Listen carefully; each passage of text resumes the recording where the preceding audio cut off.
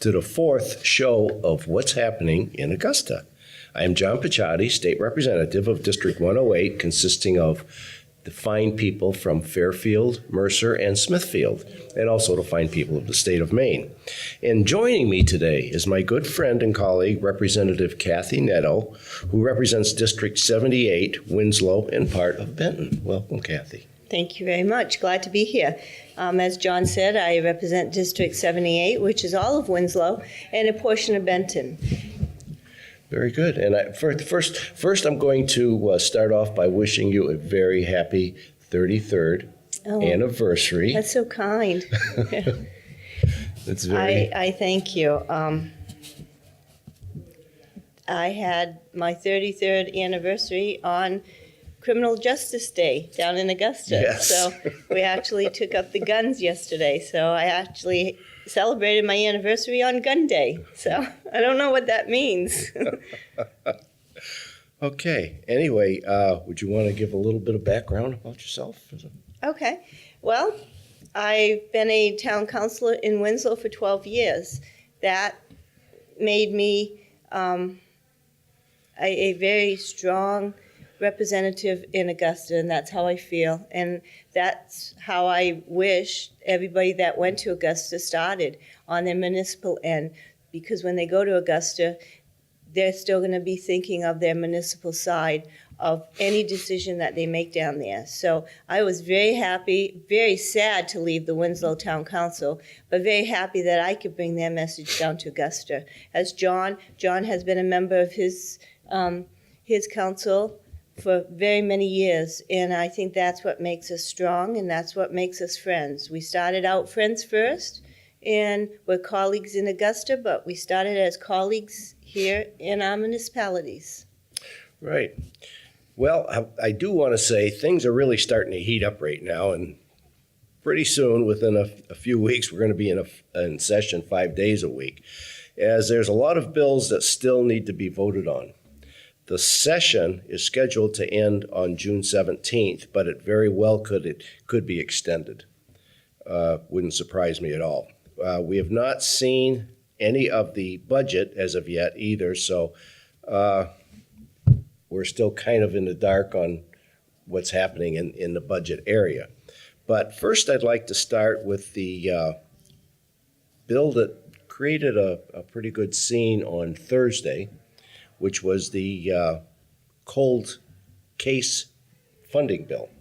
All right, that is it's an act to fund cold case homicide unit in the Department of the Attorney General. Now, the proposed bill would bring bill provides $500,000 in funding to create two new state police investigators and a forensic chemist.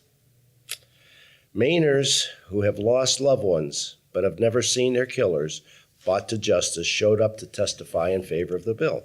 Among them was the family of Ayla Reynolds, the 18-month-old toddler from Waterville that went missing from the Waterville home where she was staying with her father. Police now believe Ayla is dead and they suspect foul play, but no one has been brought to justice. There were other people down there telling us their stories on Thursday. It is a very emotionally charged bill. It is a bill that we should give very great consideration to, where some of the bills, I believe, don't have as deep of meaning as this bill does. So there's absolutely some bills that will not come out of appropriations. Yep. This is a bill that we will be fighting for to come out. These people have never had answers, and living without an answer is a really tough way to go, and they have these amazing stories of courage that they have, but they haven't given up hope yet. We need to give them some avenues to get to their end results. And I think that this is a very good bill to do that. Yeah, there were a couple of other people that actually had showed up for that hearing too. One was Ramona Torres, which is the mother of Engel Torres, 21, who police believe was a victim of foul play after he disappeared on Mother's Day in 1999, but they have no body or any crime scene. The other one was Lise Willette, mother of Ashley Willette, 15, whose body was discovered on the side of the road in Scarborough about 15 years ago. And again, no one has ever been charged with that murder. So it's kind of a, there's quite a few out there, even, in our small state. So I think it's a very, very important bill. The bill was fast-tracked through the committee with the unanimous ought to pass. And then I expect the bill to sail through both the House and the Senate. And then it's going to be up to the legislatures to find the money to fund it. That's right. Okay. I'll briefly talk about my domestic violence bill, too. That one was heard on a public hearing this week, and then it goes to workshop actually Monday in room 436 on the fourth floor of the State House. And basically, the bill did have a good presentation during public hearing, and there's probably, I think there was a few amendments that were suggested, and I think that those can all be worked out within the work session. I'm hoping we can positively get this moving forward. Right now, 50% of all Maine homicides in a year's time are domestic violence homicides. And there's a domestic violence call every hour and a half in the state of Maine. So that's throughout the whole state, but it is a nasty problem that we really need to get a hold of.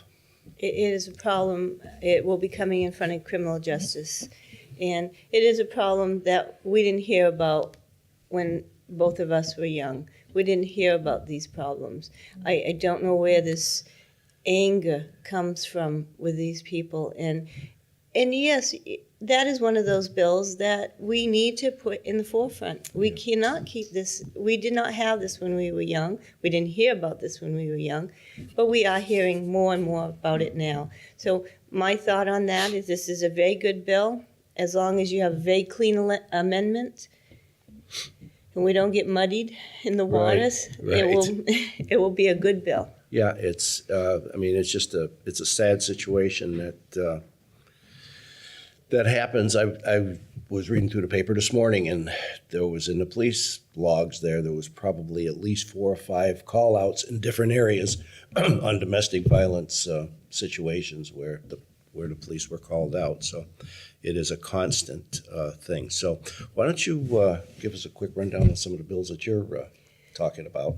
Well, one of the bills that we always keep very close for the last 3 years, Representative Dunphy and I, Larry Dunphy from Emden and I, have been working on a forest ranger bill.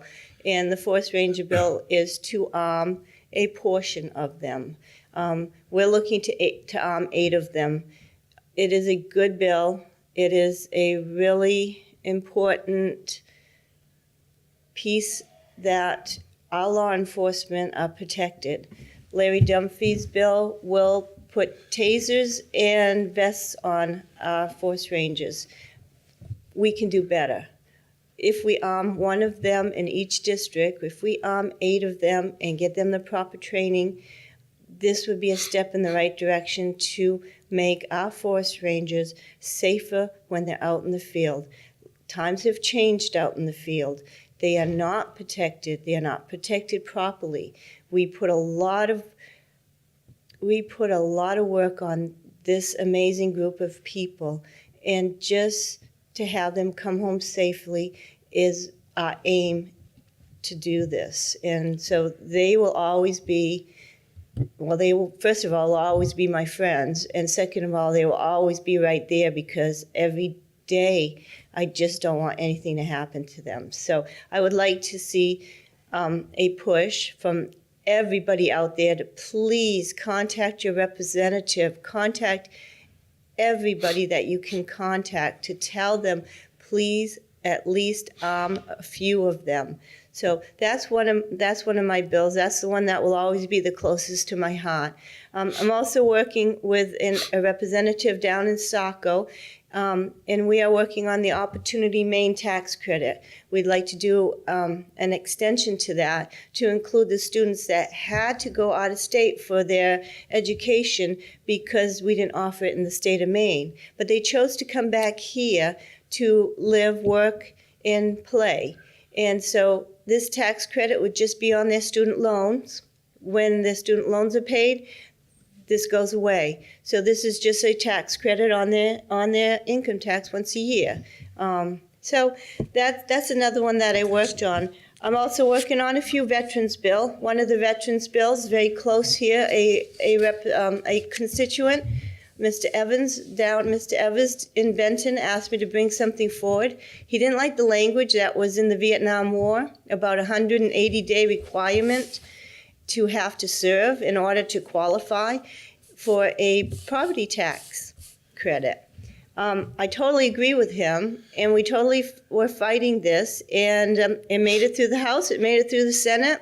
It's right now down on the appropriation table. We can find the funding for this after we fought this fight. Yep. A person down in Augusta came to me and said, "Thank you very much. This affects me." He said, "Because I went through boot camp. I went through everything. I was supposed to.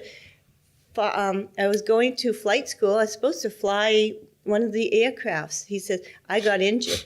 He said, "But I went through boot camp and I did everything right."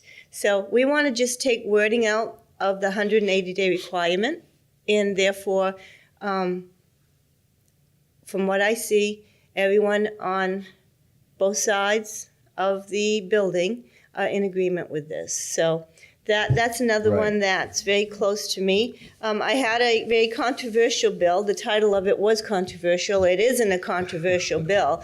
What I wanted to do is I wanted to bring awareness to our veteran organizations. The title of my bill was to allow 18-year-old veterans to drink at a VFW or American Legion or any veterans organization.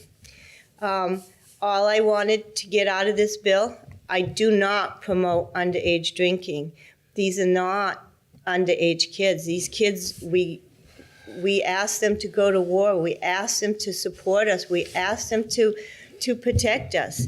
All I want is our veterans organizations to please step up and do more for these young kids that come home, that only come home for a break, only come home. They need someone to talk to. They don't talk to me, a regular Joe, or maybe John is a veteran, so. Right. And that's different. And that's who they need to speak to. They need to speak to other veterans. So I just wanted the organizations to make them aware that these kids need their help. American Legion did come out against this bill very highly, even though it got changed dramatically. It's not about drinking. It is not about drinking. A constituent of mine, Dana Michaud, asked me to bring this forward because he sees the problem that these kids are having, and we just want to do what's right for them. So I think I have gotten a lot of feedback from this, and it's given these people that are writing to me are giving me these avenues that I didn't even know existed. So this bill actually was a success in a way that I have these places that they can go now that I didn't know before. The VFW is very open to talk, and I'm very proud of them for stepping up and opening their doors to these kids a little longer. So thank you to the VFW for realizing that there is a problem, and I'm very, I'm very, of course I have a VFW in my town. I'm very proud of it, and I'm very proud of all the veterans, and that was a really good one. And I knew it was going to be controversial. It's how you word something. Yes. And it wasn't about me. It's about them. So. Right. It wasn't to make it all 18-year-olds, although I will say many years ago, back when I was in high school, I was in high school in central Illinois at the time, and the drinking age for girls was 18, and for boys was 21. Really?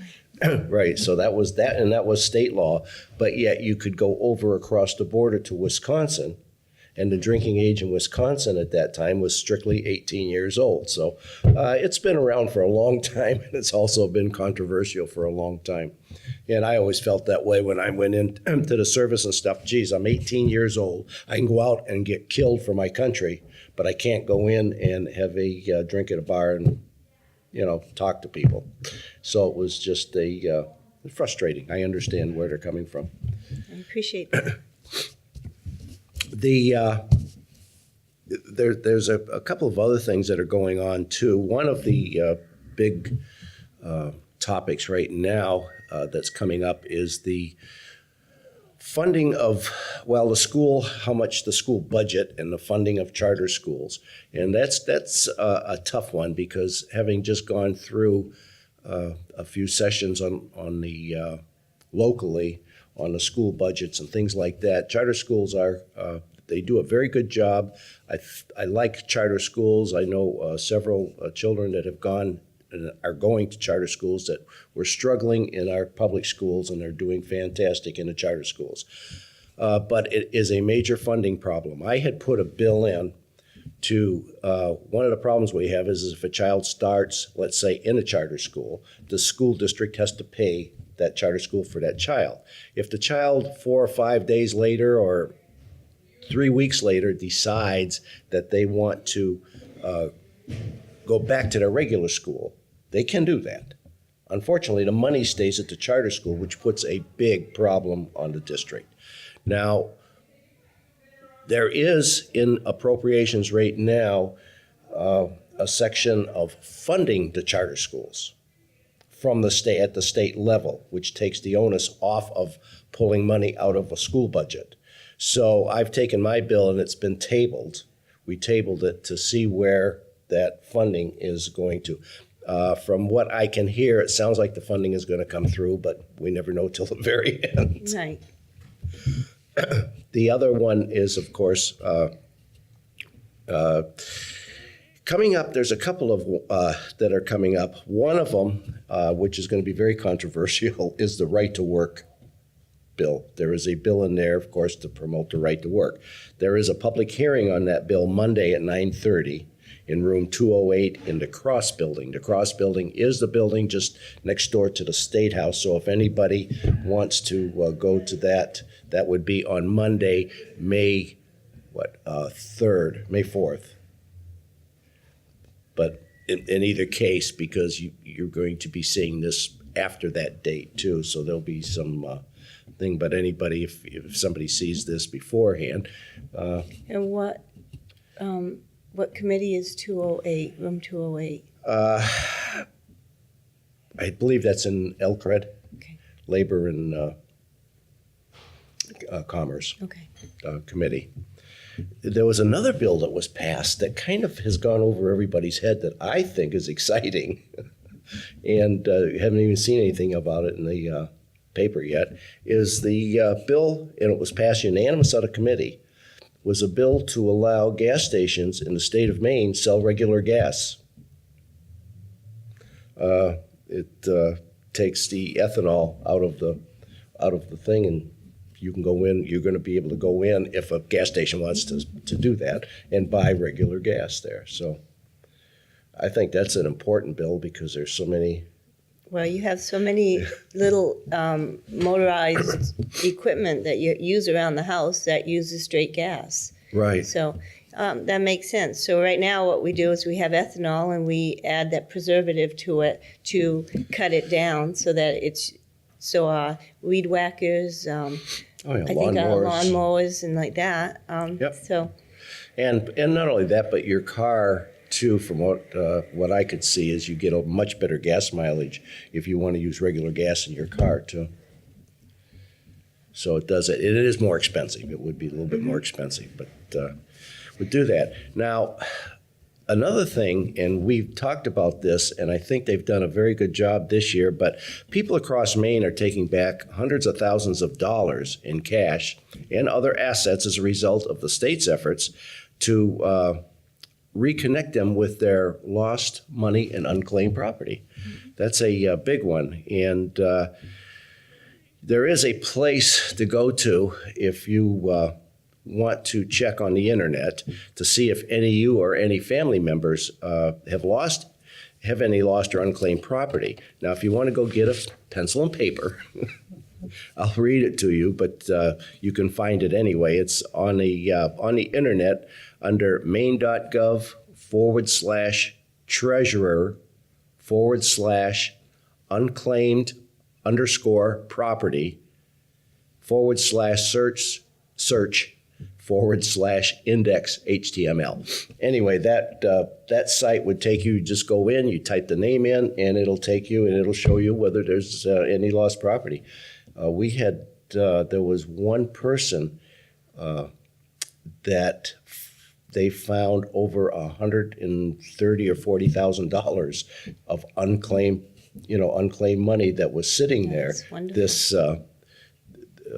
this year, and there was several. I found a few people around locally that had a couple of thousand here, a couple that type of thing. So As did I, and actually, I'm a product of unclaimed property tax. So I've been, like you said, been married 33 years. So when I was looking through the list, I was looking through for other people. Yeah. All of a sudden, I came across my name, my maiden name, and I'm going, and the address was the same, and I'm going, well, and you can do this online. You can claim this online. If you can go to that site, you can put in your unclaimed property tax online. And I did. And the only thing that was asked of me was to try and find a piece of paper that would show my old address. The treasurer's office is so easy to work with. They're an amazing bunch of people, and I can't say enough about them. So yes. 10 days later, I got a check in the mail for my unclaimed property. Wow. So Super. Did you want to? There was also the Keep Me Home bill. Did you want to mention that for? we can go briefly into that right now. The Keep Me Home program, we have the most wonderful thing happening around the state. We're living longer, and we want to live longer, and both of us are getting up there, and I want to think that when I get old, that I'm going to have avenues to stay home, to stay where I'm comfortable, to stay where I'm most at home, and that is at home. So there's an initiative out there. We're working on it. It's a great program. That's all I can say about it. This is a work in progress, of course. Yep. But it is what Mainers want to stay home. If I could, I kept my parents home as long as I could do that. I didn't have the resources that are out there now. I would have loved for both of them to have stayed home longer than they could have. Yep. Now I have those avenues, it appears, that I could have, and I probably will stay home longer because it's all about safety. It's a good program. Yes, I serving on the I serve on the board of directors for Spectrum Generation, so it is very important. We run into that all the time, and that's one of the biggest things that we have.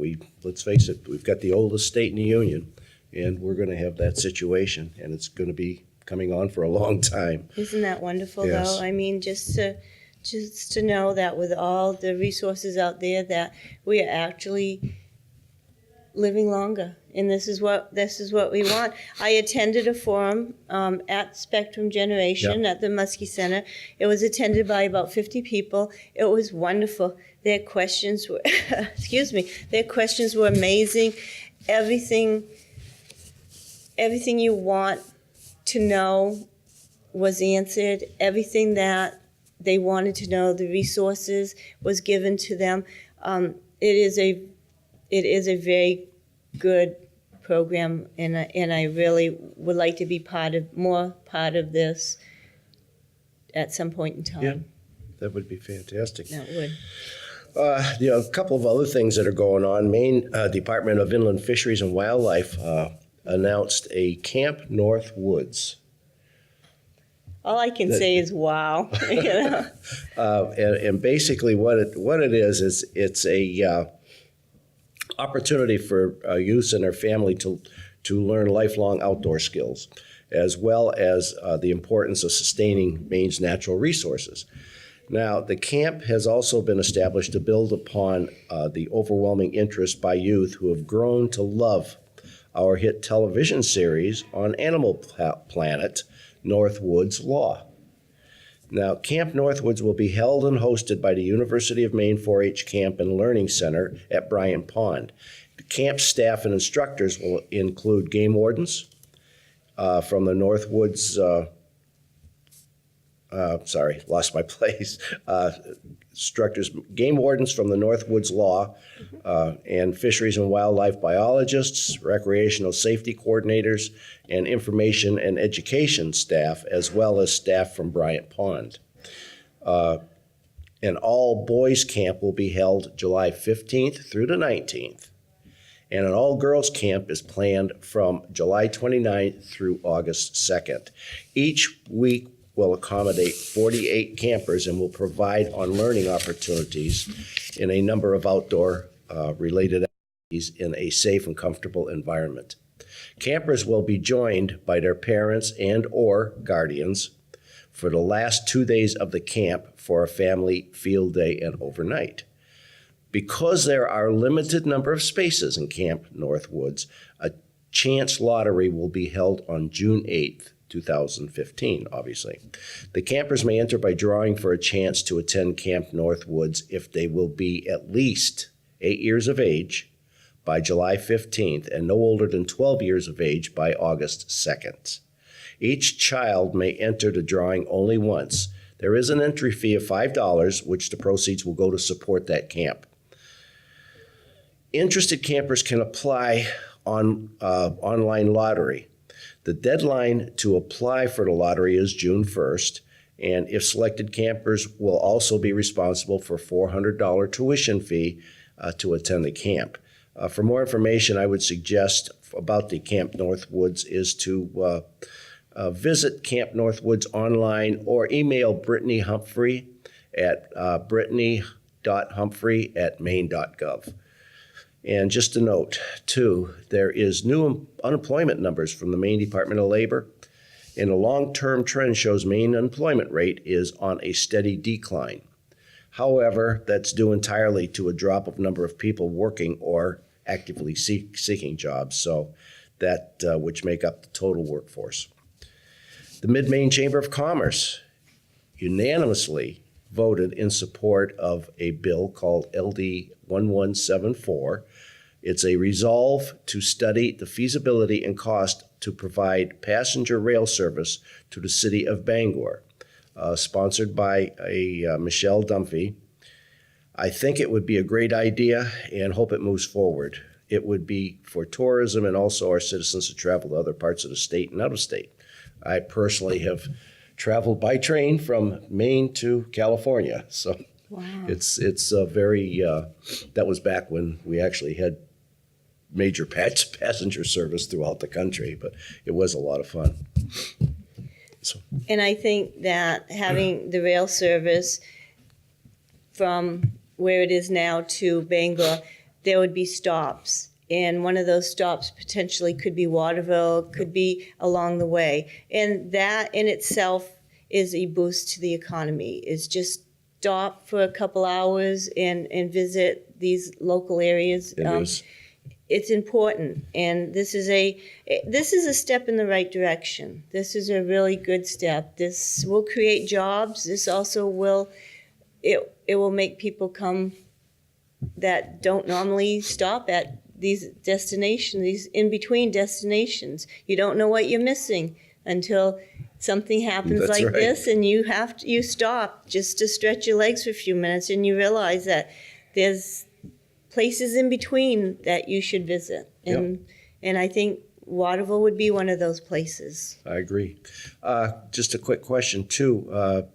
you had some information about organ donations. Well, this is April is the Donate to Life month.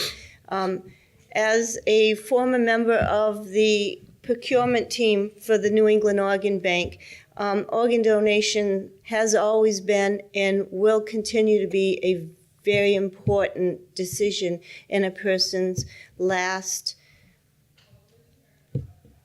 Actually, it's their last gift, and this is what people choose to do.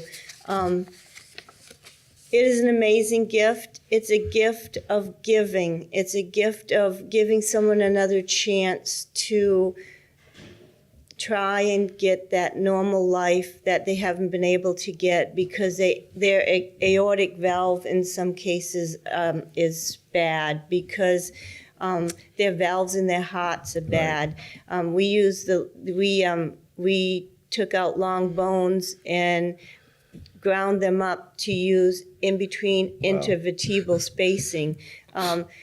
A person's valve to their heart will give in another person's heart a lot easier than sometimes a plastic valve or an artificial valve. So we also did, and I worked on a case where I had at one point taken out a tendon, an ACL, and I was able to actually go to the surgeon who was using that ACL and putting it into a person. So I not only got to do taking it from the person who gave that gift, but also saw the recipient end of it. So it was it made my job not just one-fold, but two-fold. I got to see the recipient recipient end of an amazing gift. So I was very proud to work for the New England Organ Bank. I'm very proud when someone says, I'm an organ donor. It is a very big decision to make, but it's a gift. It's a very important gift. Yeah, you can put that right on your driver's license too, if I'm not mistaken. They have that. They have that avenue. Excellent. The also, is the moose permit lottery's coming up too pretty quick, isn't it? It is. It is. I'm trying really hard. Being on criminal justice, I'm trying to understand all this. I'm not a moose hunter, but we have biologists that help us. Yeah. They help us maintain our populations here. This is very important that people that want to, I say, get the herd to a manageable position, this gives them that option. So I'm very glad to see that the moose lottery is coming up, and it's a way that our biologists who maintain these herds and maintain their population, it's just something that we need to do. Yep. Something needs to be done. It does get. I mean, I've seen moose around here. I've seen moose right out on the turnpike. I've actually had 1 year had two moose walk down the middle of my street in Fairfield. Oh my goodness. So they are around.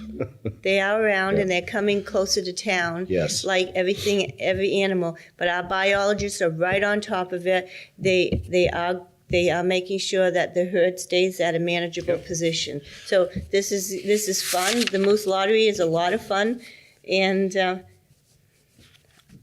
it's a good cause. Right. Well, I'd like to wind it down. Thank you very much for coming on. It was a great time, and I think very informative. And it's always good to know what we're doing down there, and it's not always easy to be able to tell anybody. Exactly. This is a great forum to do that. And I'm sure you're just like I am, and anybody can contact you at any time. And they have. Yes. And they do, and they have, and I'm so happy. And if I don't get back to you, I apologize. I think I live in Augusta more than I live at my house right now. It's going to get that way very quickly. And, and the other thing, which we really didn't talk about, but there isn't much to talk about yet at this point, was the concealed weapon open carry type of thing, Yeah. which has created a pretty good crowd in Augusta. It has, and I've had 1,900 people either email me or call me on that. I have to take a personal stance on this. It's probably not popular with some, but I believe in the concealed carry permit. I believe that the majority of the people that I asked who wanted the constitutional carry said that they have a concealed weapon permit, and I think you need to have a permitting process in place. And that's how I felt. I told the senator that brought this forward. He knew right from the beginning where I stood. Yep. We have a good relationship because you have to be honest about what you do. And that's how I feel. And I feel that permit process is probably can be worked on and probably could be better, but it's a good process.